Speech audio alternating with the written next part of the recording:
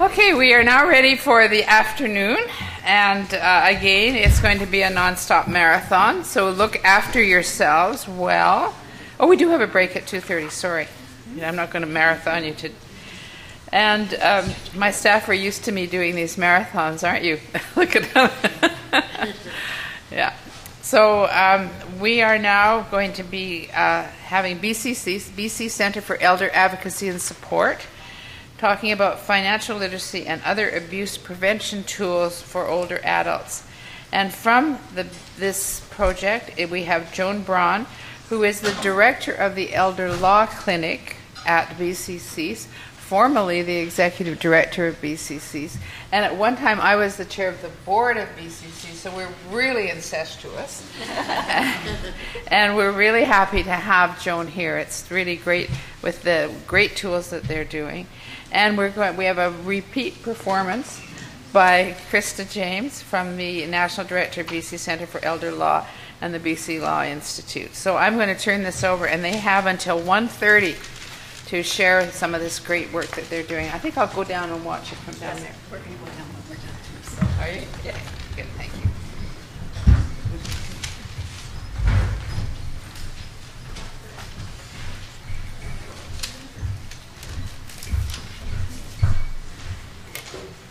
Hi, everybody, and thanks for letting me come and talk about the financial literacy tools that I'm going to talk about, and Krista's going to provide some content for that as well. Most of you are familiar with us, but I'll just briefly mention for those of you who may not be that we're a nonprofit organization that provides both legal services and other support and educational services to older adults who have experienced abuse, and also to prevent elder abuse.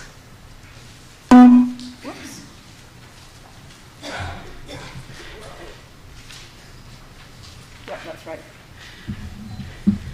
So, as many of you probably know, that financial literacy has become, a buzzword in our society. It's something that people have increasingly realized the importance of, and it's not bad when something's a buzzword. And there's a lot of really important work being done in order to help older adults be able to be financially secure and to continue on into a retirement and to protect themselves from elder abuse. At BCC's, we actually launched this project before financial literacy was such a buzzword, and there's kind of a unique niche that we're aiming at, because through our work at BCC's, what we're aware of is that, especially because of having the legal clinic there, is that if older adults are not clear on what some of the options are and what some of the legal issues are in regard to advanced planning and other legal documents, that can lead to great financial problem in the future. And in fact, it can actually lead to bankruptcy, and it can prevent the older adults from having a safe and secure future. So for us, the financial literacy tools are really a niche that focuses on the legal end and helps to prevent financial abuse by understanding the relevant issues related to finances and the law. So let me give you a couple composite examples of the kind of thing we see at CSUB. These are really common scenarios, although we've tweaked them a little bit to protect confidentiality. But if you put any 2 or 3 clients together, or maybe even one client together, you come up with scenarios like this. Take, for example, the example of Mr. Banks, who is a very financially secure older adult who decides that he wants to go to Florida and have a vacation there, and he's gone for 6 months, so he gives his daughter a power of attorney. And he's gone for 6 months, and when he comes back, he discovers that the seniors facility that he lived in, it was an independent living facility, no longer has a room for him, and that his bank account has been closed. And he's told by both places that his daughter had informed them that he had moved into a care home, no longer needed those things, and actually used the power of attorney to make those changes, and his daughter is nowhere to be found. So Mr. Banks has himself quite a problem there. Or take, for example, Mrs. Smith, who is getting older. She has quite a lot of money, and she has a daughter that she gets on really well with, and a son-in-law not so much. But they both propose that they move into a house together, and Mrs. Smith will put up the money, and the children will pay for upkeep, and they'll also take care of her. So they do this, and she's convinced that she should put the house in all three of their names. So there's two ways of owning houses. You can either own it in joint tenancy, in which case everybody on the title owns 100% of it and it belongs to everybody, or you can own it as tenants in common, where each of you own a certain percentage. Well, there's a little loophole in the law that we discovered through having some clients that had this problem, where you can actually change a joint tenancy into a tenants in common. In which case, this is what the children did. They managed to change the property into a different type of ownership, and then suddenly, instead of owning 100% of the house, Mrs. Smith actually owns 1/3 of the house, with the son and the daughter and the son-in-law she doesn't like owning 2/3 of the house. And then when you know it, her daughter passes away and leaves her share to her husband, who can't stand his mother-in-law. So she's got a real problem because she suddenly only owns 1/3 of a house that she used to own, and somebody that she doesn't get on with owns 2/3 of the house.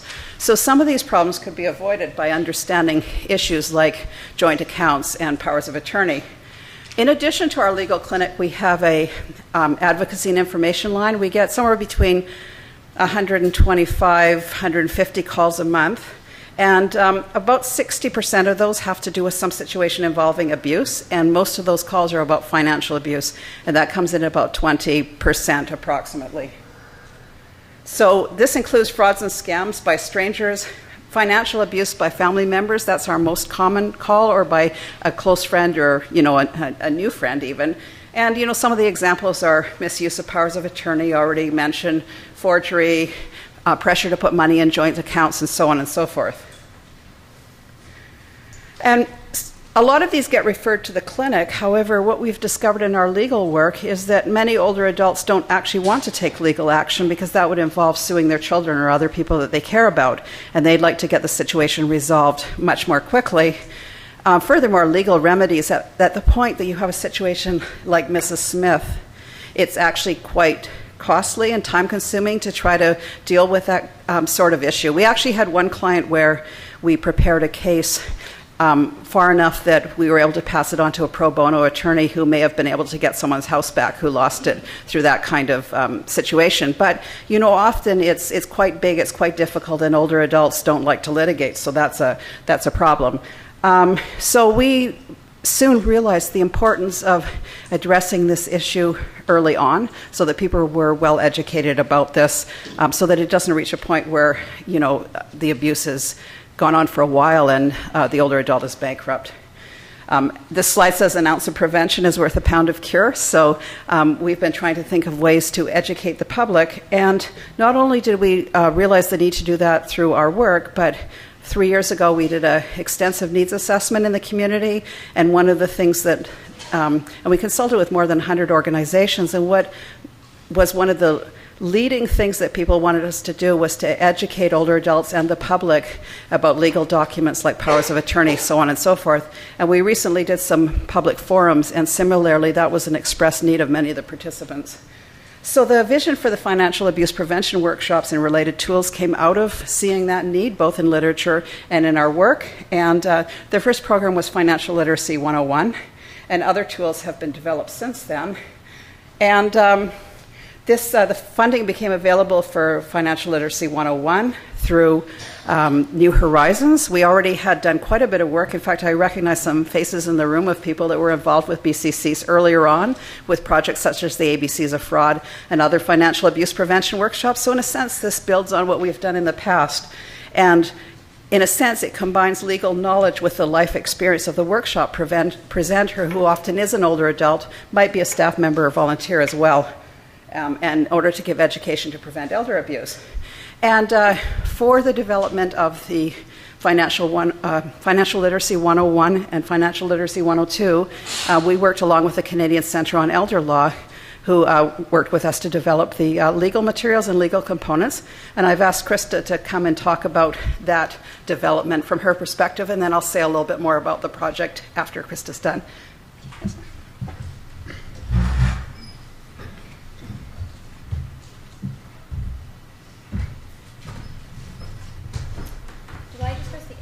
Go forward and drive Yes. the machine? Okay. So, one one of the great things about the Canadian Centre for Elder Law being based out of Vancouver is we get to do a lot of collaborative projects with BCCs, and it's become a really robust partnership where we are doing a lot of different tools where we're sort of capitalizing on the different skills and kind of people we have in our agencies. So the financial literacy, we worked with, BCCs asked us to produce the content for a workshop and then ultimately to produce a couple other tools. So if you see on the slide, you see a basic description of the content. We created a peer education workshop and worked with BCC staff to create a facilitator manual for that workshop, a resource guide for professionals, and a series of videos that use scenarios to illustrate financial abuse and to educate folks about things like knowledge that will help them to prevent financial elder abuse. So the focus, like Joan mentioned, is preventing abuse through raising awareness, through providing people with information so they can avoid getting into trouble. The Financial Literacy 101 that we've been talking about goes under another name. It's called Protect Yourself. That's the title, we wanted a snappy title that sort of recognized the thrust of the workshop, which is protecting yourself from financial abuse. The focus from the beginning with this was a peer education workshop, seniors teaching seniors. And this is building on not just the robust resources of volunteer seniors from BCC so that could act as teachers, but also from an awareness that a key group of volunteers in BC and in Canada is seniors. Seniors are out there volunteering. They're using their time to do this now. And they're also bring to teaching a vast experience of dealing with specific situations and life that makes fabulous teachers out of seniors. Just going to fix the mic a bit because I'm a lot smaller than Joan. I'm not sure if this is working right. So when we think about financial literacy, in a way, there's three ways to think about what financial literacy is. And I said it's a bit of a buzzword, but we're trying to give really specific content to in these workshops, really tangible knowledge deliverables for people who are going to the workshop and also for people who are teaching it. So financial literacy is about preventing abuse, basically through education and awareness. It's about building skills so people can recognize abuse more when they see it. Sometimes it's recognizing that they've experienced themselves or someone in their community is experiencing it. So giving a bit of reinforcing some of our instincts about financial abuse. I think a lot of people kind of have a gut instinct, this doesn't seem right. But sometimes being in a context where you get a workshop helps to really deepen that understanding that treatment is wrong. And also giving people some information to help them understand how they can respond promptly and effectively to abuse, because it's one thing to know you've seen something problematic. It's a whole other thing. You need to know what you can do. And so part of what the workshop is doing is providing information on resources, organizations, the community that can help you go to the next step if you have concerns or just more questions. So in a way, the workshop is sort of dovetailing back and forth with the clinic as well, helping to know when people should be pushed back to the clinic to get more personal legal advice and information. So some key features of the Protect Yourself workshop: it contains legal information related to financial abuse and preventing abuse. And the idea is to translate sometimes complex legal concepts into information that makes sense to people, that sort of resonates with the lived experience of needing to understand how the law works and applies to you. So part of that piece was building in some scenarios, some games. I'll come a little more to the content in a second. A model of being a peer workshop was really important. So that means creating content that people who are not lawyers can teach. That also means putting in there some tools for helping people to learn to be better teachers and help appreciating their role as teachers. The idea is this facilitator's manual is kind of a self-contained tool. So it's got all these pieces, and Joan's organization can now pass it on to another organization and say, here, use this tool to train your own community leaders to teach this information. So it's again about building community leaders from within a community agency. The idea too that, I think seniors perhaps want to learn from seniors, but also want to learn from people in their own communities. So maybe an organization in Nelson wants to train its own teachers. They don't want to have teachers coming in from Vancouver to do all the teaching all the time. And a leader coming from your own community is really going to have a sense as to how to embed that teaching in what are the resources actually in your community, who are the important people in your community. there are resources that are national and provincial, but a lot of resources that are really helpful are actually resources that are embedded within specific communities. So the workshop has 2 modules. The first part of the workshop is focused on powers of attorney and joint accounts. A lot of information about what these things are and what they mean and what kind of powers they give people. And our module on frauds and scams. And in the frauds and scam modules, we go through specific kinds of frauds and scams that tend to target older adults and give examples to help people sort of recognize them when they see them. So some of the key goals of the advanced planning workshop. So the power of attorney and joint accounts workshop, we tend to think of advanced planning. It's looking at tools people are using to help prevent abuse, but actually might be making them more vulnerable to abuse. So helping people to use those tools in effective ways and understand their limitations and advantages, and when one might be appropriate versus the other. How to recognize signs of abuse that might be connected to power of attorney. How to maybe some advice on how to, not advice, I guess some guidance on how to pick the best or most appropriate power of attorney, what kind of abilities or aptitudes you might want to look for in an attorney, other than just someone you care about. Maybe they need to have certain skills. Understanding how a joint bank account works and identifying resources to contact if you're concerned. The frauds and scams is more focused on specific scams we see, like grandparent scam, phishing scams, other scams that people are accessing through telemarketing or emailing. And again, pointing out the right financial abuse resources to sort of follow up on if you feel like you've been a victim.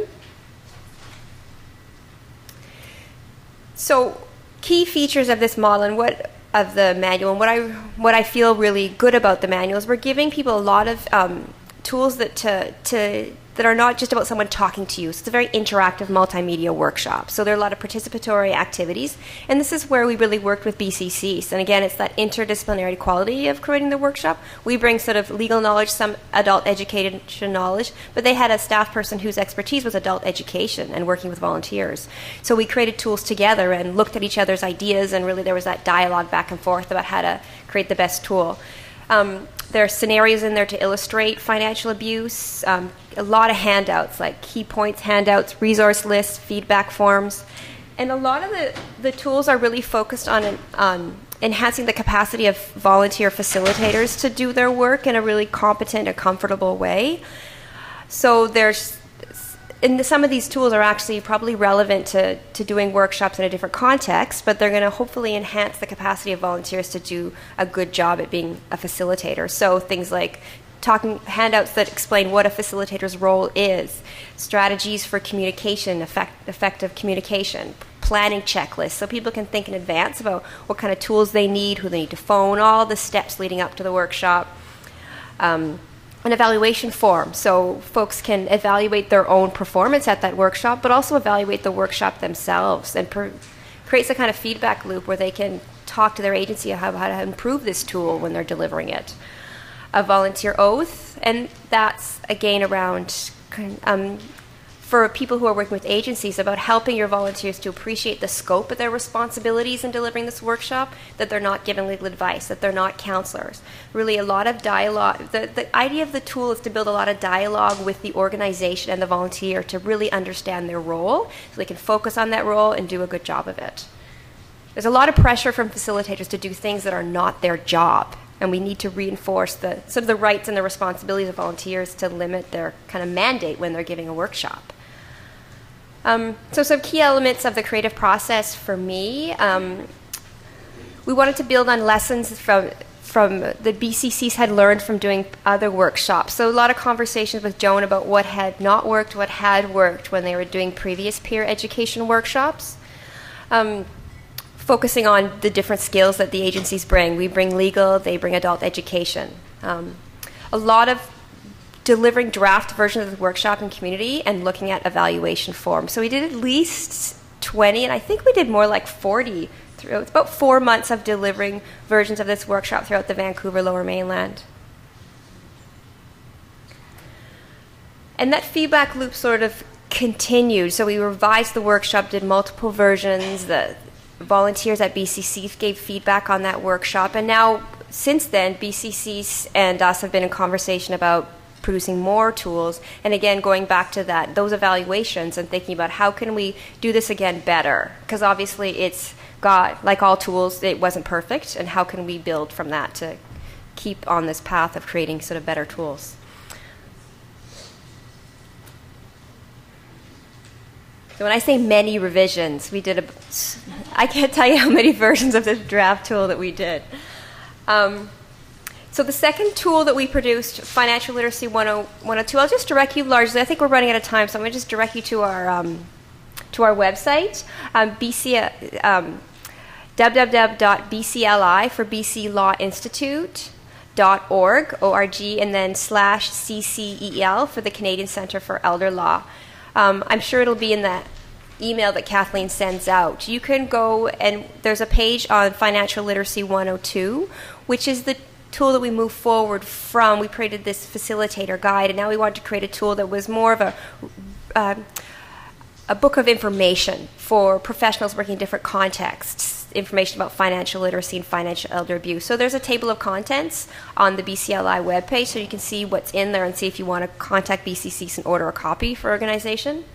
But really it covers all sorts of topics from sort of financial literacy to elder abuse to ageism to mental capacity and substitute decision making. So I think I turned over to you. And at the end, maybe I just want to say a couple things about where we go next on top of what you're going to say. Sure. And we'll open things for questions as well at the end. And just also to mention, if some of you wanted to look at the tools today, they were actually on the BCC, display copies are on the BCC's website. So, I just wanted to sort of pick up from I'd like to talk about Financial Literacy 101, which is the peer-to-peer one first, and then talk a little bit about 102, and I'll flesh out what Krista said. But the 101 is for peer-to-peer training, and as Krista touched on briefly, we wanted to, in these materials, build on what we learned in the past. And one of the challenges of delivering these type of tools is how to meld the legal in a practical way with volunteer-driven workshops, because there's information that needs to remain the same. It's funny with legal information, you change it a little, and it really can be really wrong. And so how to help the volunteers identify what is legal and what can't be changed, but having the flexibility and freedom to change delivery style and to be able to, build in those activities and other things. So we were able to, with this project, build on some of the learnings about that from the past, but it, still is an ongoing process. However, it's also a really worthwhile process, because the advantage of this approach is that there's a real buy-in from the older adult community. Krista mentioned that it was delivered in focus test mode about 40 times, but in the past year, the older adult volunteers from BCCs have delivered over 50 workshops in the Lower Mainland at different community centers, etc. So that's a lot of enthusiasm, and for us it's about managing the resources, because there's so much enthusiasm the program could overgrow what we actually have the capacity to do. So that's actually very, very exciting. Now, Krista briefly mentioned when we created 101, we envisioned creating other tools. And the first one of those was the 102 that Krista touched on briefly. And what happened was, during those focus test workshops, the first initial round that were done, is that the focus tests were to be to seniors, to see how senior-friendly the material was, etc. But what started to happen was that some professionals would show up, senior-serving professionals, and would be interested in how they could use the materials. And professionals don't actually need the same type of structure for the materials, because, a lot of people give workshops anyway. So, learning how to be a facilitator or having prepared activities isn't necessarily what professionals want. What they want is the substantive information. And so we actually had an opportunity to have an amendment or a slight increase in the funding that we got from New Horizons to create 102. And the idea is that with 102, the professionals who work with older adults will learn the same information and will be able to reinforce it and present it. So in a sense, the 101 is a grassroots approach, and the 102 is a grass tops approach. And, if you educate older adults alone about the tools, they still could easily be misled, say, by a banking professional or by another professional giving wrong information about legal issues. It's easy then if someone who's in authority says, no, you should do it this way. for the older adult to think, oh, well, maybe I misunderstood this. Maybe I should do this other way instead. And so it's really important for both the professionals who serve seniors and the seniors themselves to have the material. So where we're going from this, let me just briefly mention about 102. So because it's intended for professionals, it's got more substantive content, so it has a manual of information about powers of attorney and advanced planning tools. We also have some videos. I'll talk about those in a second, but the idea is to have those available for professionals to use in their work as extra tools. Oops, I missed this slide. The original funding we had allowed us to train 6 older adults from different regions of BC. So a couple of weeks ago, we had 6 seniors who applied to be part of the project from different areas of BC, and they came down and they were taught Financial Literacy 101 and also how to go back and train other older adults in their community to deliver that. But we also have some money through SETI, and over the next year and a half, we're actually going to be training older adults in other communities as well, and then also increasing awareness of the Financial Literacy 102 so that professionals in other communities in BC can take those materials and can use them in their work. And the CRNs are going to actually work with us to help us in their rollout into the other communities, because the CRNs, of course, are a network throughout the whole province, so they'll help us with some of the organizational and the connecting with the people that really should have the opportunity to have advantage of this material in the communities. I already mentioned that. I think I just haven't mentioned, I think, is the videos, a brief description, and the idea is that those videos are available and that professionals can have them. They're free of charge, and they are 2 different kinds of videos. One is videos that actually have older adult actors in them, so there's scenarios where older adults are inquiring about either problems they've run into or how to prepare ahead and plan ahead. So there's the same kind of material as in 101 about how do I make good choices about who do I ask to be my power of attorney and so on and so forth. So it's a little vignette showing that. And then there's a couple of videos with substantive material in little mini lectures. So the idea was that somebody else could take one of those videos and could just incorporate it in a workshop they already had planned, just sort of as an additional tool. I won't say much about the development of the video other than it was really fun. We had a whole camera crew there. We managed to get somebody to volunteer time, and they actually brought an entire crew, complete with makeup artists, professional volunteers, cooking crew, and it was like being on a movie set. It was actually a lot of fun. Looking ahead, we actually see that since these materials already exist, it would be easy to tweak them a little bit so they could be used by other groups. For example, they could be translated into other languages. Certain professions may work with seniors, but they may have unique niches in which they actually need some of the information specifically for their context. So say people who are in the financial industries or another industry, the materials may be valuable, but by adding a little bit, it would be even more valuable. So we're looking for opportunities to do that, and perhaps also to make them available in other jurisdictions. Our goal is really that the materials be used as much as possible, and that at the same time we balance that, because we want, as Krista mentioned, other agencies to be able to take the material and teach them to others, but at the same time we want the material to remain legally accurate. So, we will, for example, have agreements with agencies that they can't change the legal content. How it's facilitated is fine, but the actual legal information, a little wrong can be very wrong. And also that these materials can be used within other projects. Last year we had a project we called Legal Checkups, where we let people come to meet with lawyers for legal wellness appointments. And prior to that, we actually did the workshop on Financial Literacy 101. So that everybody who attended got to hear that material in a group setting, and then had the opportunity to meet with a lawyer to discuss how they wanted to do financial planning and to sort of peruse through their planning to see if there were any areas where they were open or vulnerable to abuse through not having information to plan carefully. And I think, Krista, this would be a good time for you to come up, and then when you're done, we'll throw it open for questions, of which we'll have only a few minutes, but we're happy to do that. Sure. Hi. So is this mic working now? I just have one point that I wanted to add, is that lately... Closer? Okay.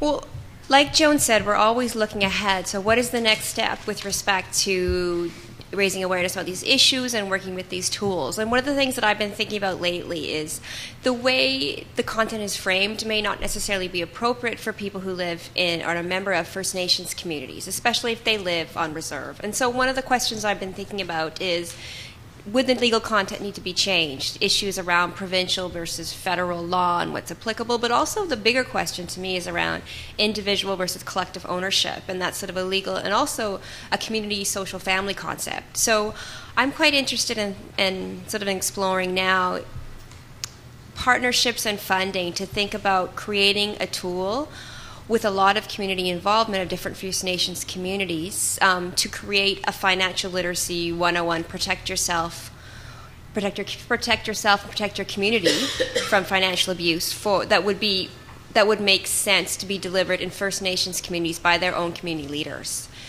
So this is just in its sort of thinking stage right now. I'm hoping that the funder who funded this tool is going to appreciate the importance of tailoring the tool and creating the tool with the right communities, and that we'll get some funding for a rollout. But if folks are quite interested in this project, I think that my email is part of the information Kathleen's going to be sending around. But welcome your thoughts on this idea, or even your thoughts today if we have a question session now. I think it's not a cookie cutter approach, so we have to change the approach to create this different tool, but I feel like it's a tool that needs to be created. So, yeah.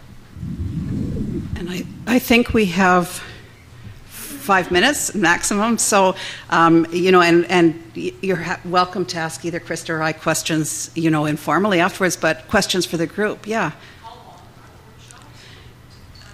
There's 60 minutes to 90 minutes? Yeah, basically what the workshop facilitator's binder, the facilitator's binder contains a sort of table of contents that works like a workshop planning tool. So there are versions, 60-minute and 90-minute versions of each of the two workshops, and they become 90-minute versions when you add more of the optional activities to the program. So I recommend the Power of Attorney workshop. It should really be thought of mostly as a 90-minute workshop, though it's a lot of complex material. Yeah. Is there any thought about 103, that's financial literacy for the substitute? Is there any thought about financial literacy for the substitute? And I actually, the answer to that, yes and no. I actually think that's a fabulous idea. I hadn't previously actually thought of it till you said that, but I actually think that's a fabulous idea because we actually get a lot of calls to our toll-free line, and they're actually from the substitutes. And just because of how we're funded in our mandate, we serve the older adult. But there's just so many people out there phoning us and actually wanting information about that very issue. So I think that's a great idea, actually. And also, I think as part of our thinking lately, we're trying to think of other financial literacy type tools specifically for substitute decision makers. One of the tools that we sort of have a bit in the works is a Your Rights and Responsibilities tool, a very simple distilled tool for people who are acting as attorney. Mm-hmm. Something more compressed than a workshop. Yeah. Yeah, although there's we did actually some forums kind of related to this, some public forums with funding through the United Way, and very interestingly, there were actually quite a few substitutes there, or people that were, interested in those issues. So, so the need was very strong. Yeah. Okay. I think that looks like that's it then. So, Sherry, if you wanted to come back up, thank you all, and we're happy to talk further.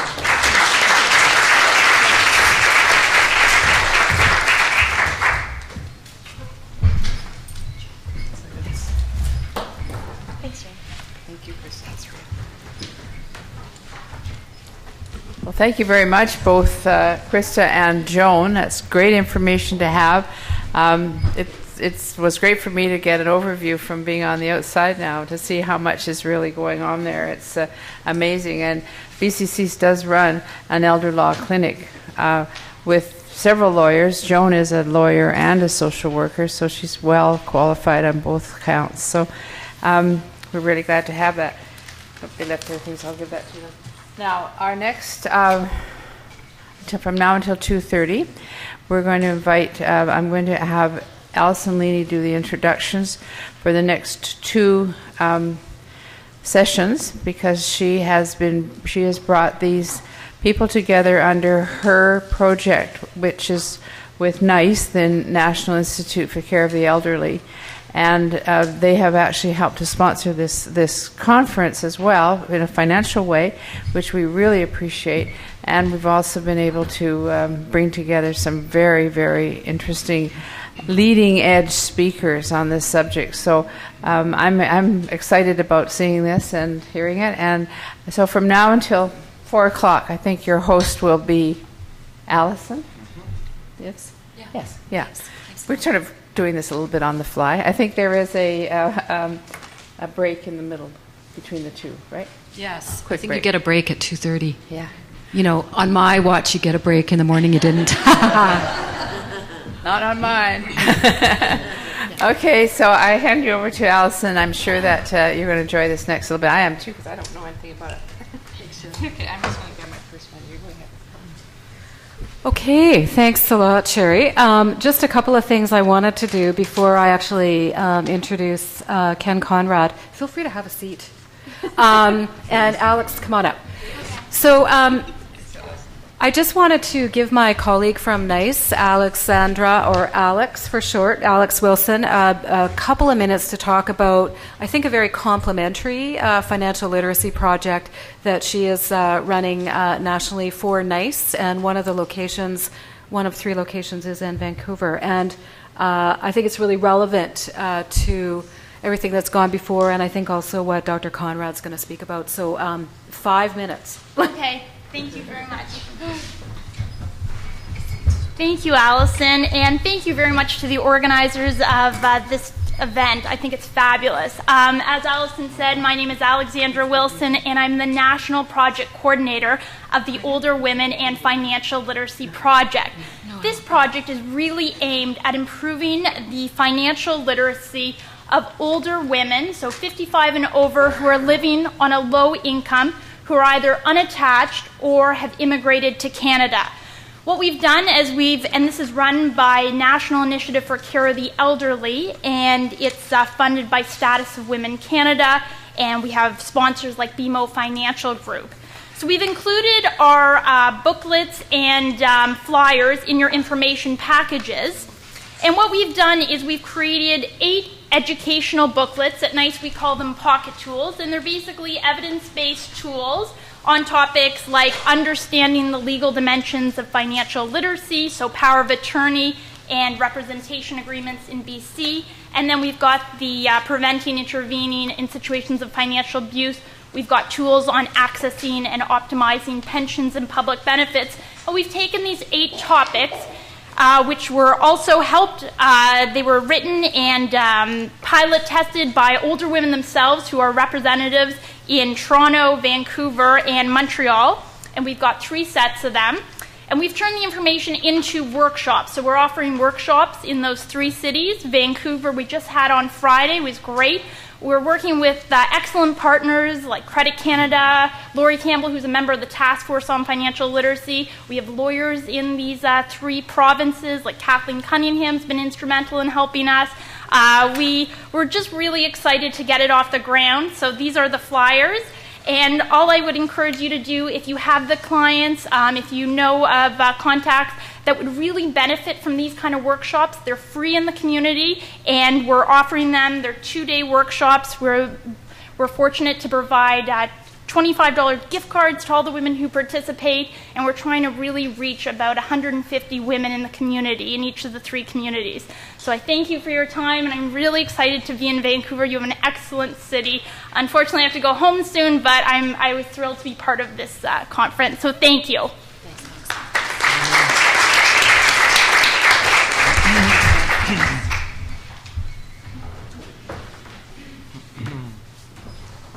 Is it squishy up here, or am I getting wider?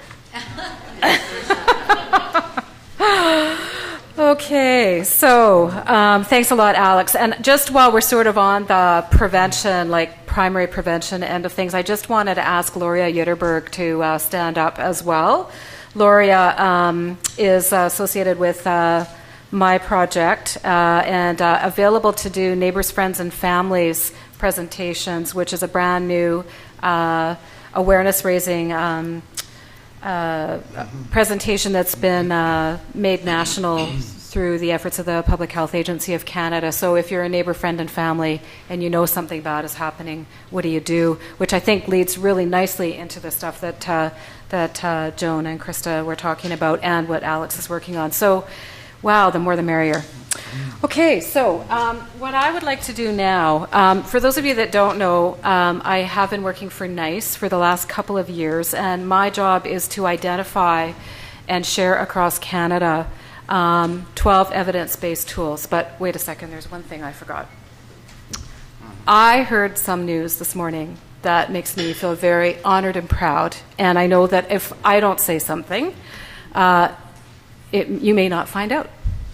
And that is that our colleague, Amanda Brown, was awarded the Hero in Healthcare Award by the Health Authorities Employers Association of BC yesterday.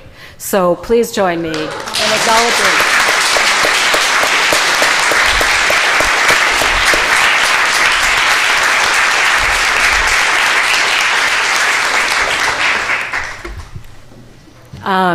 I can't let that go by. I almost did, but I can't really let it go by. I was so focused on knowing that we don't have a lot of time. But Amanda has been a real leader in this field, and we all know it. And yesterday, health authorities all over BC know that now too. I mean, we knew it, but now they all know it. So no matter where everybody works. So anyways, way to go, Amanda. And, the stuff she presented this morning, clearly, right, in partnership with others, and just a great series of initiatives.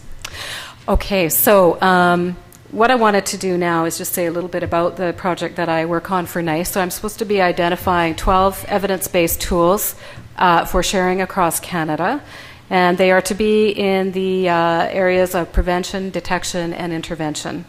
And for those of you that are possibly more familiar with the literature than I was when I started this project, I bumped up against the very harsh reality very early on, is that this field is where we were about 30 years ago in the domestic violence field, and there's not been that much research. So trying to find evidence-based tools is a real challenge.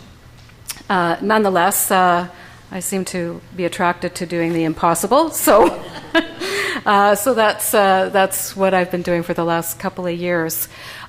So what I wanted to do this afternoon is, first of all, introduce you to a very new colleague and affiliation with Dr. Ken Conrad, who I'll say a little bit about him. He said, "Oh, God, you're not going to read that whole thing, are you?" And I said, "No, I'll edit it a little bit." But he has his PhD. His doctorate is in public policy analysis, and his postdoctoral and Master of Science degree is in public health from the University of Illinois.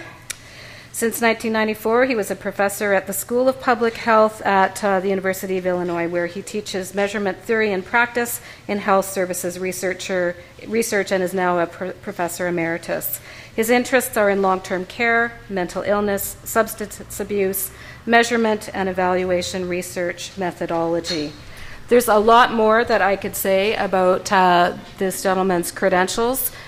He's been awarded numerous grants to lead the world internationally in the area of measurement. And in fact, while my friend April Struthers talks about changing the world one coffee shop at a time, Dr. Conrad talks about changing the world through measurement. And so that's music to my ears, since I haven't been able to find much measurement in the field of abuse of older adults. So most recently, he currently works with Dr. Michael Dennis at the Chestnut Health Systems as a senior research scientist under a grant. And he and Dr. Madeline Iris, who I've also been very blessed to currently meet, they've been awarded 2 grants from the National Institute of Justice in the U.S. to measure elder abuse.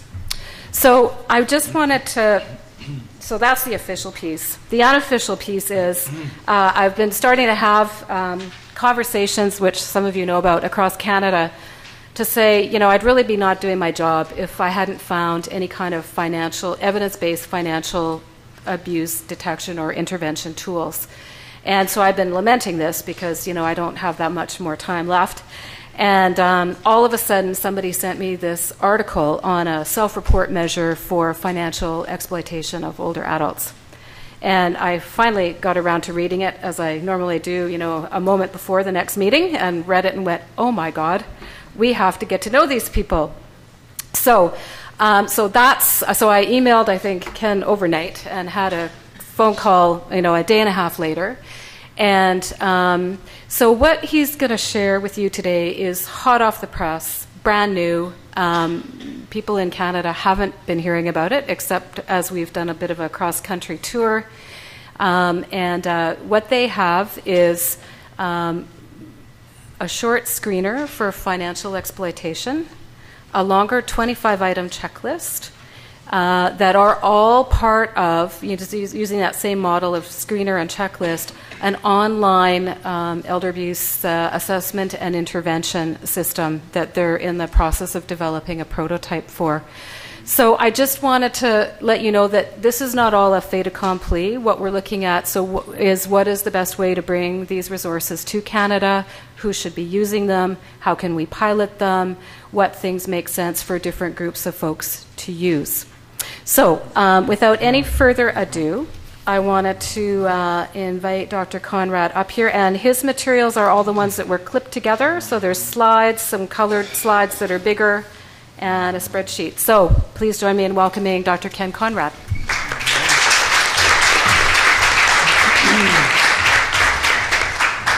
think it's just the arrows. It's just the arrow keys, right? Have they? Oh, okay. Yeah.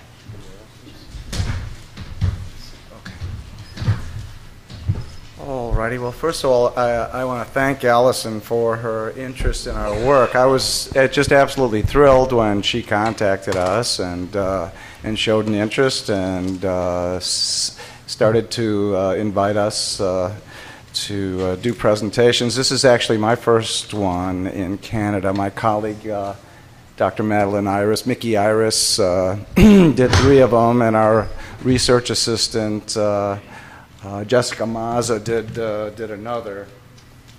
Let's see if I get this right. Okay, thank you.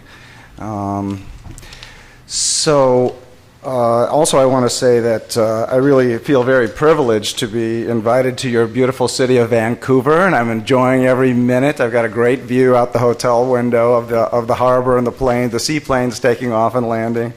Just absolutely love it. And it's also delightful to join this group. It's really a very sophisticated group, and a pleasure to see your dedication to address this very understudied but growing problem of elder abuse in our society. So, well, here's an overview of our objectives. I've actually got too many slides here, so I'm gonna kind of whiz through these, and you've got them in front of you. So if you want to kind of check through that gives you an idea of what I'll be talking about. But let's look at the big picture, which Allison started to mention, and we've had 2 grants from the National Institute of Justice. The first one was to conceptualize, develop, and field test measures of financial exploitation and psychological abuse. I've been working on financial exploitation for a number of years in substance abuse and mental health with the seriously mentally ill, and we developed a measure called the money mismanagement measure. And one of the ideas I've got from listening to you is, gee whiz, I don't think I've ever shared the money mismanagement measure with you, but it's really a nice risk assessment tool, so we'll have to share that as well. And then our second project is to develop an assessment system for all types of elder abuse, not just financial exploitation, but also psychological, physical, sexual, and neglect. Self-neglect in the state of Illinois, where I'm from, is under a different statute.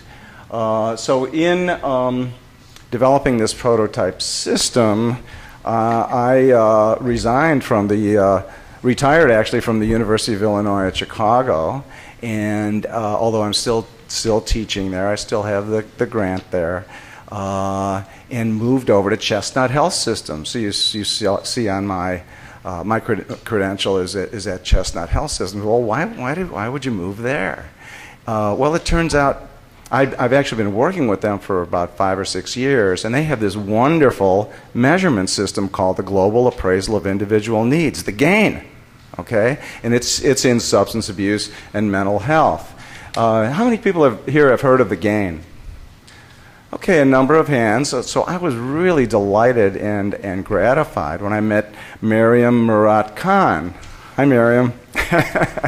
And she introduced herself and said, well, I'm not really an elder abuse or an elder care. I'm in addiction. And I said, well, gee, have you ever heard of the GAIN? She said, yeah, we use the GAIN all the time.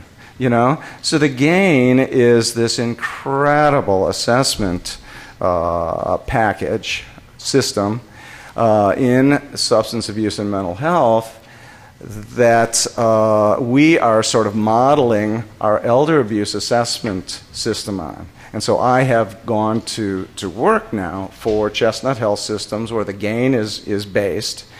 And so the EADS, the Elder Abuse Decision Support System, will become part of the assessment builder system at Chestnut. Okay, so that's kind of the big picture. And then so we've published 4 papers on financial exploitation, psychological abuse. These are empirically derived, validated measures published in top journals. I mean, the Gerontologist in Aging, that's the top journal you can publish a measurement article in. So, and the Journal of Elder Abuse and Neglect. Journal of Elder Abuse and Neglect, yes, that's it. And, so the flagship journal in the area of elder abuse. So we don't want to just send a research assistant out and say, hey, throw together some items.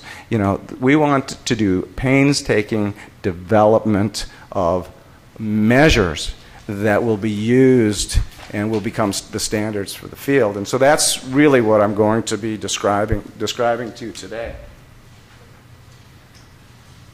So it's estimated here in Canada what am I doing here? That I don't know how to read this. That by 2031, 25% of the Canadian population will be 65 or older, and elder abuse or neglect may affect 7% or more of these elders. Believe me, that's an underestimate. In '99, researchers found that 7% of respondents reported emotional abuse, 1% financial exploitation. I'm hearing that's the most prevalent type of abuse that's reported. 1% physical or sexual abuse. At least 1/3 of abusers are family members, and it's found in all demographic groups. In the United States, in a recent survey in 2009, using data from almost 6,000 respondents, 60 and over 1 in 10, more than 10%, reported emotional, physical, or sexual mistreatment or potential neglect during the past year. Mixon, who is an officer in the National Committee on the Prevention of Elder Abuse in the United States, referred to elder abuse in the U.S. as a perfect storm due to state budget freezes and cuts in critical services. Also, the National Adult Protective Services Association conducted a survey of state budgets and found that over half of respondents reported APS budget cuts of 13.5%, as well as deep cuts to support services, and 2/3 said that abuse reports to APS have increased by 24%. So while budgets are being cut, the reports of abuse are increasing. Okay. So, recent GAO recommendations to the U.S. Senate, GAO's Government Accounting Office, all pertain to facilitating the development of a nationwide adult protective services data collection system. To highlight the need for this standardization, the report indicated wide variation in the percentage of cases reported that were actually investigated. Well, some states don't mandate investigation for all reports. For example, only 20% of cases reported were actually investigated in Minnesota, but 87% were investigated in Illinois. Well, what's the difference? Minnesota does not mandate investigation for all reports. Illinois does. There was also great variation in the percentage of cases reported that were substantiated. West Virginia substantiated only 2.1% of cases reported. Minnesota, 3%. Utah, 4.7%. In contrast, Texas substantiated 57% of reported cases. Illinois, 53%. So while 87% were actually investigated, of those, 53% were found to be actual elder abuse, were substantiated. California, almost 30%. So in some states, obviously, there's a lot of reports coming in, but very little substantiation. In other states, there's a lot of reports coming in, but about half of those are being substantiated. So why is there this tremendous variation? Well, there's a tremendous variation in policies. There's a tremendous variation in procedures, obviously, for investigating and for substantiating. So standard, as Allison pointed out, my mission is to save the world through measurement, and so as part of this mission, we're standardizing these procedures and working with smart, informed people such as yourselves to figure out the best way to do this is the way to go. To get rid of this tremendous variability. So, what are the issues? Poor screening, first of all, results in lower detection rates, which can lead to more suffering. Okay? So the reports come in, they're not substantiated, they're not screened properly, they're not treated, and so the suffering goes on. Currently, there's been a lack of psychometrically tested standardized measures, as Allison attested to, for assessing elder abuse, neglect, and exploitation. Elder abuse is the least studied phenomenon in social science. Definition of what constitutes abuse, neglect, and exploitation vary from jurisdiction to jurisdiction, making national prevalence estimates very difficult. No standardized or consistent method for assessing severity in order to determine appropriate responses and treatment. So rather than just a yes-no answer as to whether there is elder abuse going on, we need estimates of how severe is that elder abuse, what kind of abuse is it, and what is the severity of the abuse, so that more appropriate treatment strategies can be employed.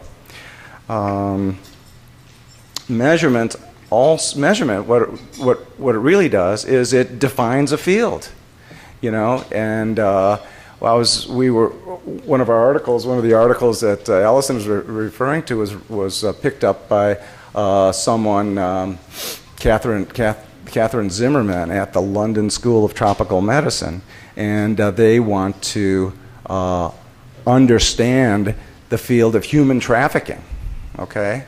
And so they were very interested in the methods that I'm going to present to you, in order to lay out, what are the components of human trafficking? What are the pieces of it?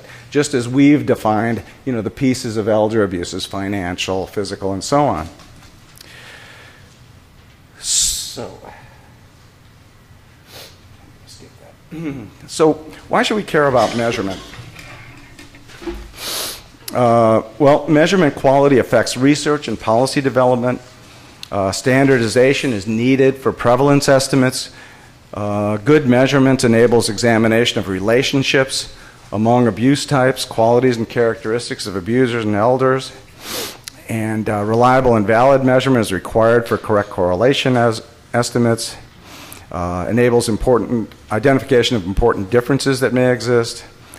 helps to determine indicators, levels of severity associated with cut points of abuse. So cut points, levels of abuse, so that appropriate treatments can be assigned. So this project, our first project, was designed to conceptualize financial exploitation and psychological abuse. I'll only be talking about financial exploitation. To develop item banks that represent these constructs, refine procedures for obtaining sensitive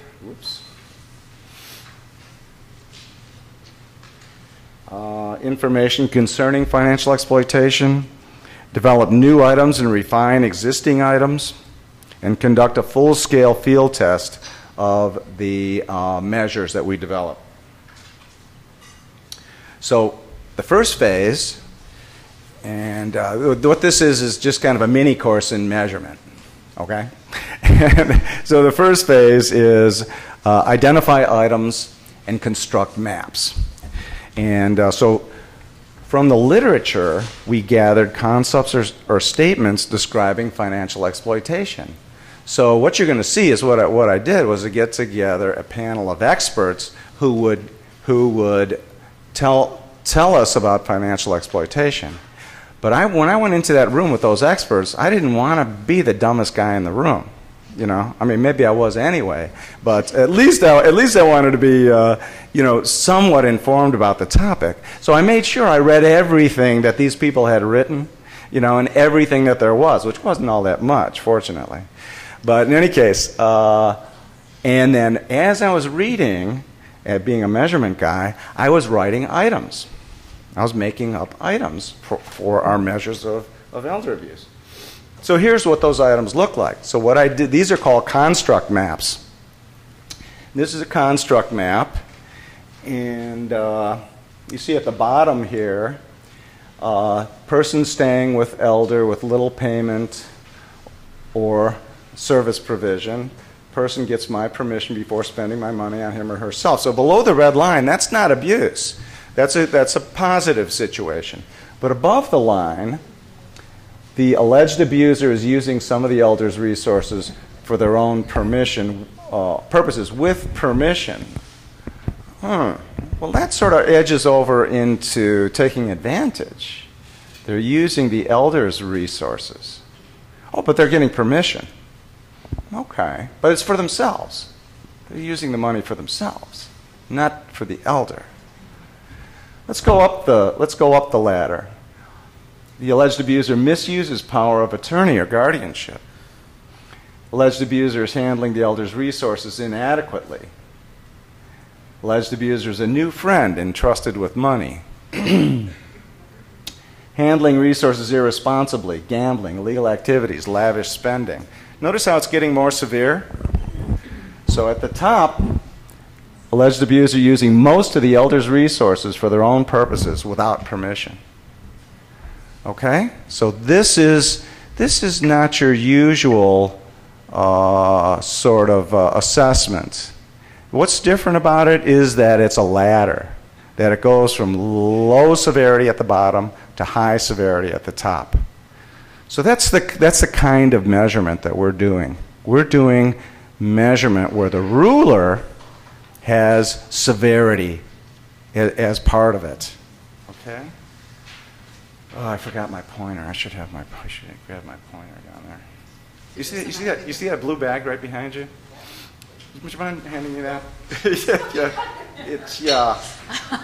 You got to be kind of a weightlifter. Thank you very much.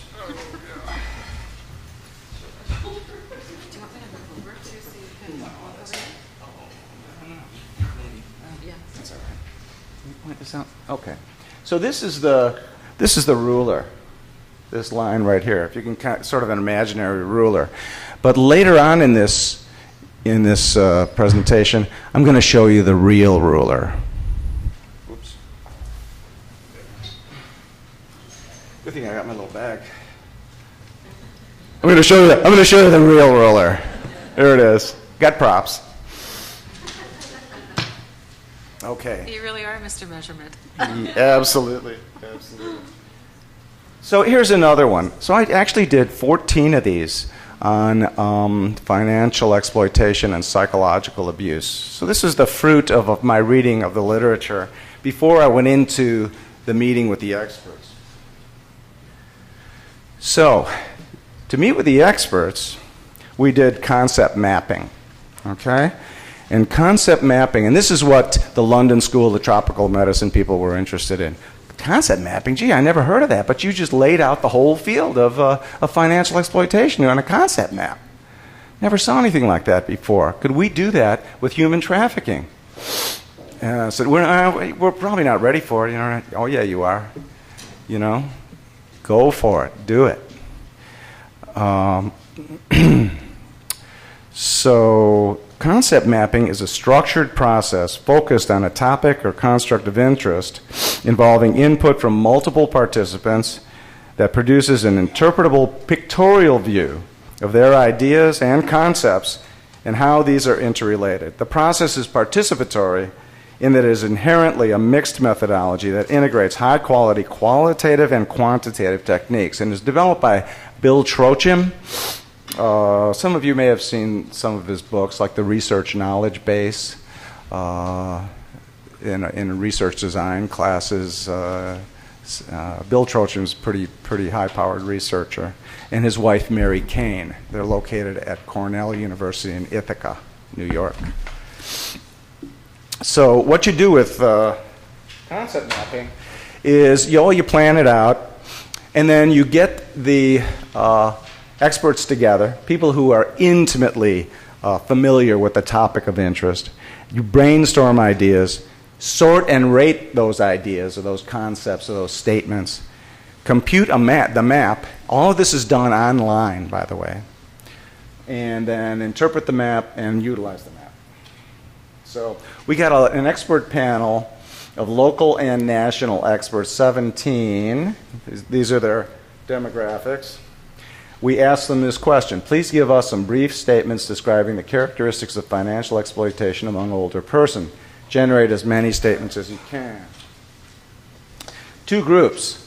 The local experts convened at UIC, and 10 of them, and then national experts. These were people who had published extensively in the area of elder abuse, financial exploitation in particular, and from these meetings, we developed 159 items, which we culled to a final list of 79 items based on, some were duplicate, or in some cases we could kind of combine concepts and that sort of thing. Then we asked the experts to go online and sort. So what you do is you just take an item and you drag and click it into a pile. So we asked them to sort the items into groups. They had to have more than one item per group, and more than one group, and then name the groups. And then we asked them to rate them on severity, not severe at all, or extremely severe, and then measurable, not measurable to extremely measurable. Here is what the software comes up with. It comes up with a point map, okay? And so these 4 points, for example, are items. And you can see those items. Actually, it's in your handout. You've got a handout of all these items. So if you look at number 49, I think that is, 74, 35, and 28, you can see that these concepts are very similar to each other. And they were always rated together. And because they were always sorted together, they are very close together on the map. But this concept, senior feels cheated after someone sells something to them, and senior lets trusted others spend some of their money on themselves, but the senior does not like it. These concepts were almost never sorted together in the same pile. Okay? So that's but these two were almost always sorted together. This number 2 and number 5. Senior is pressured to co-sign a loan for a trusted other who has no ability to repay the loan. Okay? So these were almost always together in the same pile. Okay? And that's using a technique called multidimensional scaling, which I could explain to you, but you don't want to hear it right now. Then we use cluster analysis to say, well, how are these grouped? And the experts said, well, they really are grouped into seven groups. And the cluster, if we say, okay, cluster analysis machine, give me 7 groups. This is the groups. These are the groups that are generated. Okay? In the center is financial entitlement. So theoretically, that was interpreted as meaning that people who engage in elder abuse always have this sense of entitlement. You know? And it's becoming more and more prevalent, I think, because my generation has pensions and the generations coming up, for example, don't. And they say, hey, I'm paying taxes, you know, that goes to your pension. You know, maybe I'm entitled to some of that money. Well, and, you know, it gets a little iffy there, doesn't it? You know, it's not always so clear cut. But this sense of entitlement is there, it's prevalent, and it's going to get stronger. Okay? Coercion, financial exploitation, theft, and scams. Scams, you know, may be one-time things. You know, could be somebody selling, you know, aluminum siding or something like that, and then never, you know, and then leaves without actually doing the aluminum siding. Money management difficulties. These are more risk factors that never got into the measure. So the 25-item measure you see in your packet, there are no risk items. Okay? So these were kind of off and didn't get into the actual measure. Signs of possible financial abuse, they didn't get into the measure. These are the things that really got into the the financial exploitation measure. Okay? And then we also, this is how you can depict the severity. Remember we asked them to rate severity? Well, here are 5 levels. Remember it was 1 to 5? Theft was very severe. 5 levels. Financial exploitation, 5 levels. Coercion, 4 levels. Financial entitlement, 4 levels. Signs, 3. Money management difficulties, 1. Scams was 5, but it didn't involve someone who was close to or a trusted other. So we interpreted the maps using the input of the expert panels, and this is what we came out with. You know, these are the signs of possible financial, and these are financial exploitation. Utilize the maps. So this article actually has not been published yet. It's forthcoming in the Journal of Elder Abuse and Neglect. So then we took these items and we developed measures. Okay, and it was about an 80-item measure. All right, and then we let's see. We had a client self-report version and an investigator report version. Okay? The one that we published in the Gerontologist was the client self-report version. And then we did focus groups to review items, eliminate redundancies, irrelevant revise wording, and test response categories. Okay?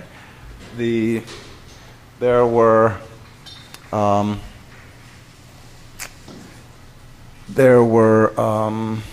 3 groups. Let's see. Skip. So we had staff from an elder abuse provider agency, 2 offices, one focus group, another focus group of social service organizations serving older adults, the Cook County Public Guardian's Office, we did a focus group with them, Illinois State's Attorney's Office, Seniors and Persons with Disabilities Division, we did a focus group with them. And then we went to a in-service training at Fifth Third Bank in Chicago headquarters, and we did a focus group with them. We also did groups with participants, 17 participants in 3 groups. And we also did cognitive interviews. So we read the items, we did the interview with the person, and then we said, what were you thinking when you heard that question? What went through your mind? And sometimes this was kind of difficult for these respondents. And one woman broke down crying, when she recalled her experiences. And of course, we told her, you can quit. You don't have to continue. We'll still pay you the $50. But she, steeled herself and got herself together and continued on through the thing. But we asked them to just to relate, to say, what is going on in your mind when you hear this question and when you respond to it. And that's what a cognitive interview does. You want to see that question is really getting at the information that you want. And then when you look at those final 25 questions, I think you'll see that they're pretty clear. First of all, they get at very distinct concepts, and I don't know. People just respond to them. Hey, the people in Illinois go, yeah, this is cool. This is the stuff we want. And we winnowed it down to 25. And with all 80 of them, we went to the survey research lab at the university and had them check it over. They said it was cool. And here are some examples of the items. And you have the whole list of 25 with you there. But they should be pretty clear. Has the alleged abuser borrowed money from the older adult and not paid it back?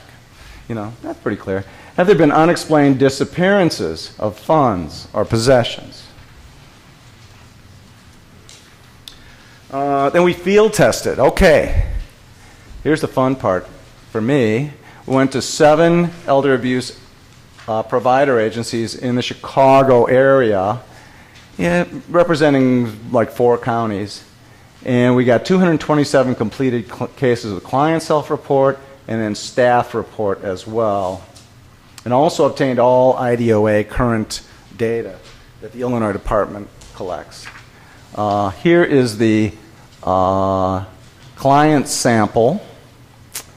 227. These are demographics. Most were female. Most were African American. And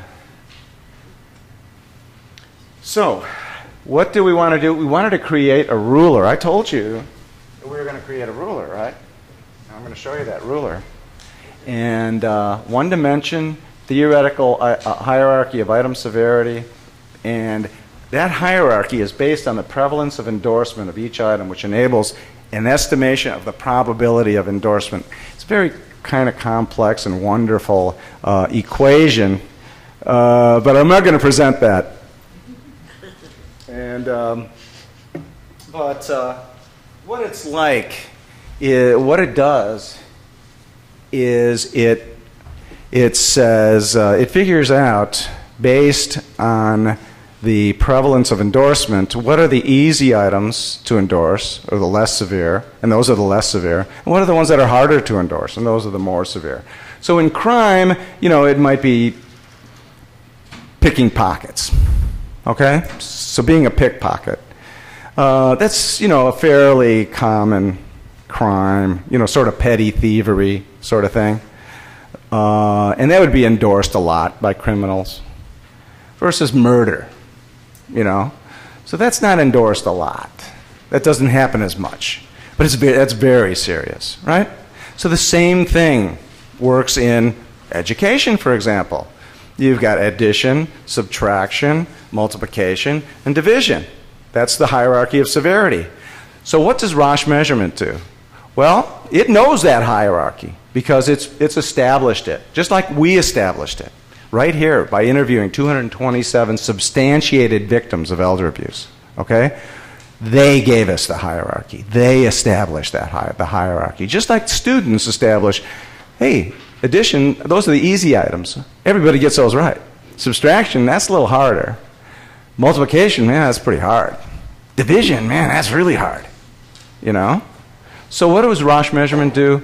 It gives the multiplication problem first. So if you get the multiplication problem right, what do we know? They're going to get the subtraction problems right, and they're going to get the addition problems right.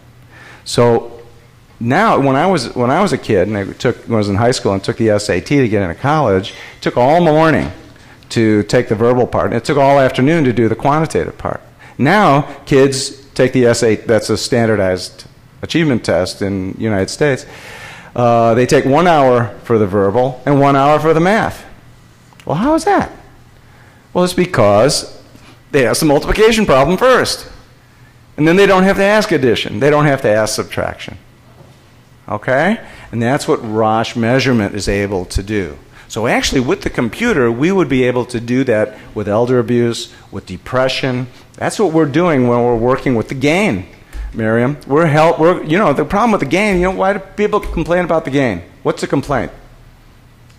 Some questions can seem a bit insulting to clients. Well, it's the question, yeah, questions can seem insulting, yes, that's true. When you when you ask about some of the behaviors that it can seem very, but that is one problem. But the major problem across the board is it takes too long.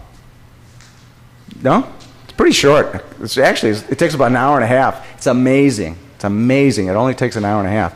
But that's what people complain about. It's too long. Yes, ma'am. Yes, the other aspect of the game is that also depends on the state that the person is when they are answering. Sometimes the results can be more subjective than you can imagine.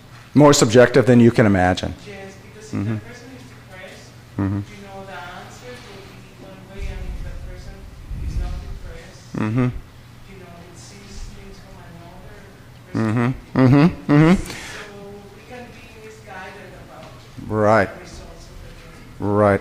But, you know, the gain enables the investigator, the interviewer, the caseworker to make those kind of adjustments in the GRRS, the gain recommendations and referral summary. Yes, ma'am. And I wasn't thinking so much in terms of the other tool, but one thing that crosses my mind with this one is to what extent is it accounting for social and economic biases, both in terms of the questions that are being asked and the responses you know. Well, because it's the respondent, the most desired respondent, or the principal respondent, as the caseworkers are trained, is the client. So it is the client's report of their experience of abuse. Where does the abuse abide? Well, it abides actually, first of all, in the abuser, you know. And then the client, unfortunately, is the recipient of that. And, you know, some things won't be abuse for some clients that would be abuse for others. So if $100 is taken from a client who is poor and needs that $100 to pay for their weekly groceries, that is a substantial harm to that client. But if it's a very wealthy person and $100 is slipped out of their purse by the grandson or something, you know, they don't really miss it. It doesn't do them any harm at all. And so it's the perception of that person. Now, the person who's the poor person who loses the $100, they might feel, well, you know, it's my sort of because of cultural norms or family obligations, they might feel, well, I can suffer this harm and I really don't mind. Whereas the rich person might be so insulted that the grandson, you know, so that harm resides in the perception. And that's the thing about the gain and about the EADS, our Elder Abuse Decision Support System, that it goes to the heart of that person and assesses what is their perception of that abuse. I probably sort of talk about this, but one of the things that crossing my mind is attach numbers to this, you know, in terms of yes responses and things along that line. So is it just sort of coming up with a number? Is it coming up with a number? Oh, of course. Absolutely. You know, in education, your kids get a number on their SAT test or something like that. I'll show you. There it is. There's the ruler. There it is, gang. Thank you very much. But this is the ruler. These are the numbers. All right? These are the people. These are the substantiated victims of elder abuse. Notice there's a lot of them down here. They got a -3. That was their score. That was their number. That meant they had no financial exploitation. So remember, we assessed all 5 types. Or no, in this study, we assessed only financial exploitation and psychological abuse. But they didn't have to have financial exploitation to be in the study. They had to have some kind of abuse. All right? So this is alleged abuser borrows money. If you look at your sheet with the 25 items, you'll see this is the easiest one. Alleged abuser borrowed money, not paid back. Happens all the time. It's the most common, most prevalent, easiest thing to do, easiest type of abuse to perpetrate. Borrowed money, didn't pay it back. Alleged abuser felt entitled. Alleged abuser used money on themselves, not on the elder. Let's get more serious. Handled elder's money irresponsibly. Signed documents not in the elder's best interest. Took advantage of cultural and family expectations. Okay? Let's go to the top. Change the direct deposit destination. Whoops. Money's going into the abuser's account instead of the elder's. The elder was pressured to modify their will. Undue influence. Pressure to co-sign loans. Turn over the title of their house. So who's identifying that these are more or less severe? It's based on the prevalence of endorsement. Who's identifying it? These people. These people as they endorse these items. So look at, see this person right here, this little dot? That person is on the ruler at a 0 level. Only here, 0 means high abuse. This is high financial exploitation. -3 is low. It just is a function of, I could change this to 0 to 100, but this is just the way the program does it. Okay? So the probability is that this person responded yes to all of these items. This person is suffering severe financial exploitation.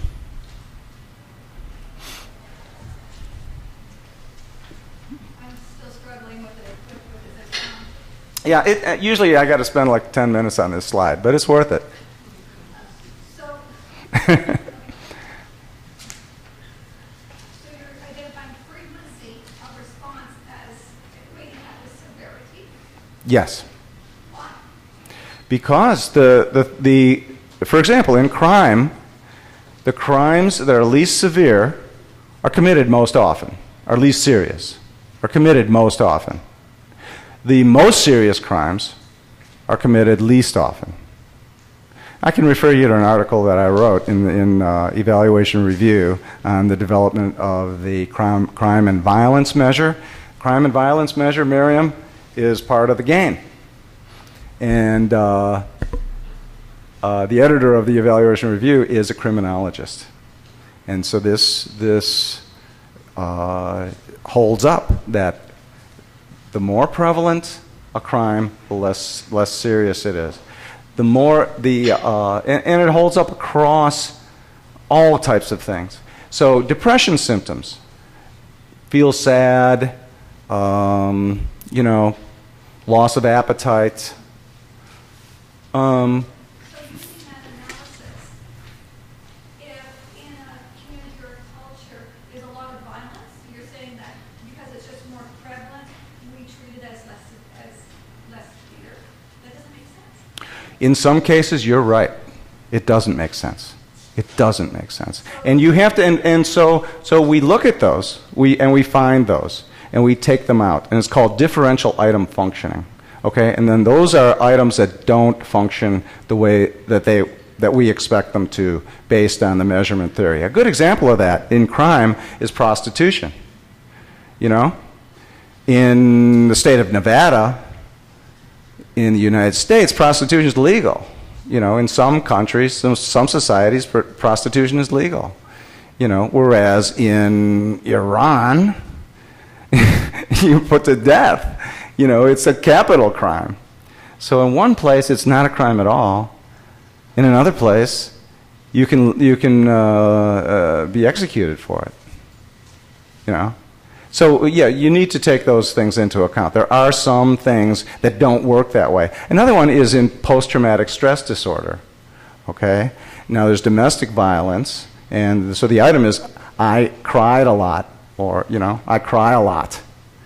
Well, domestic violence victims experience post-traumatic stress disorder. Always endorse that item.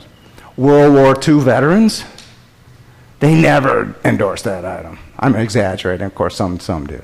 But very rarely, even if they cry like babies, they're not going to admit it. Okay? So is that a good item? For men and women, it performs very differently. So that's called differential item functioning. And we have ways to spot those items, find them, and either toss them out, or we can actually use them. There are ways to do that that are pretty complicated. But these are very good questions. What? Almost finished? 5 minutes. 5 minutes? Okay, you know, I just have 5 minutes left, but I think, you know, we got across basically what I wanted to. I'll just open it up to any other questions. You know, so this was how we developed the financial exploitation measure. There's also a 5-item screener, which basically is a grouping of these items, these 25 items, into 5 groups to make a short screener. But that screener has not been tested yet or validated, so we really do not want people to use it until it is empirically tested. Any other questions about this? This is posing problems for you? I mean, does it not make sense to you that these are the lower severity financial exploitation and these are higher severity? Doesn't that make sense? Do you see any that don't make sense? I would have thought that losing your house was more important than just having your income redirect. Yeah. Yes. But of course, your housing prices are pretty high. Yeah. Right. No, you're absolutely right. So around each of these items is a standard error of measurement. Okay? So there is a range of error. All right? So that an item like the top one and the turnover of the title, that's probably, and at the extremes, the standard error is larger. So these are probably interchangeable.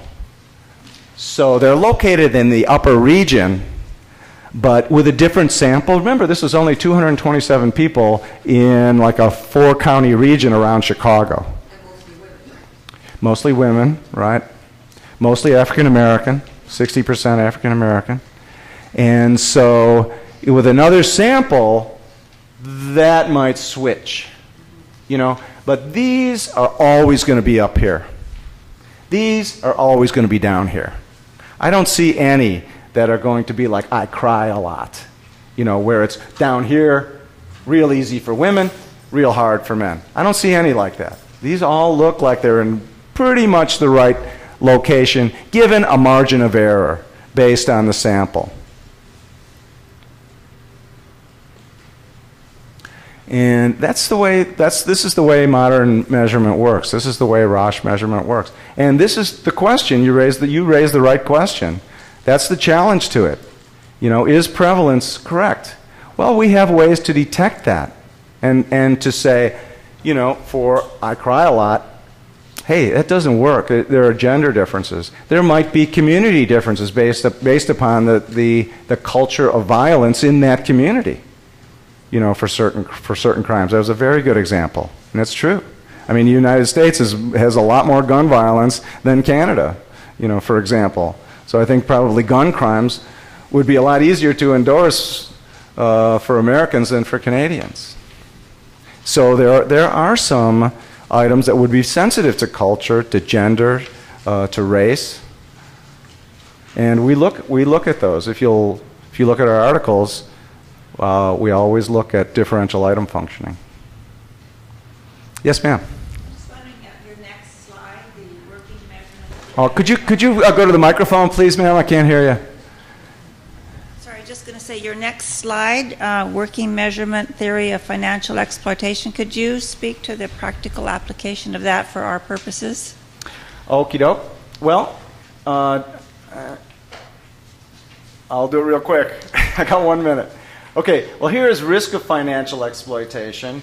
And this is, this is sort of grouping two things together. And that is, remember the expert panel and their ratings and the groupings that we got on the concept map? And then the ruler that I just showed you. We came up with this theory that there are risks of financial exploitation, signs of possible exploitation, trusted other as a sense of entitlement, and this leads to financial exploitation causing a poor lifestyle, and there should be minor intervention. Coercion corresponds with deleterious mental, physical, or environmental consequences. This is serious financial exploitation, requiring a new representative payee, separation from the trusted other, and so on. Theft and scams. Is it elder abuse? You got to determine that first. So there should be someone who was a trusted other, or maybe not trusted, but somehow gained access to the person's financial resources. Obvious criminal victimization, severe financial exploitation, and then clear criminal financial victimization, life-altering or life-threatening conditions requiring immediate service, e.g. housing or medical care. So this is the theory of financial exploitation that comes from that ruler, that we talked about. All right. Okay. Thanks a lot. Thank you very much.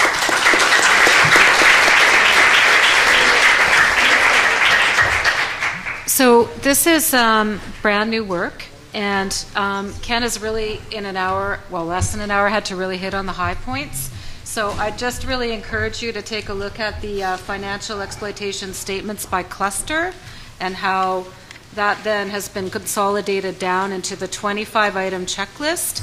And from there is also a short screener, which you don't have a copy of because it hasn't been validated, but the whole purpose of bringing this material here today is to figure out, is there a way of translating the screener and the use of the checklist, the longer checklist, into any of our settings here in Canada? And are there certain groups of people or organizations that might want to use one or the other or both? So it's the beginning of a conversation, and we need to give you more time, another time. So anyway, so thanks a lot, Ken. And now we have a break till 2:45, and then we'll be looking at theft by power of attorney. So have a good break.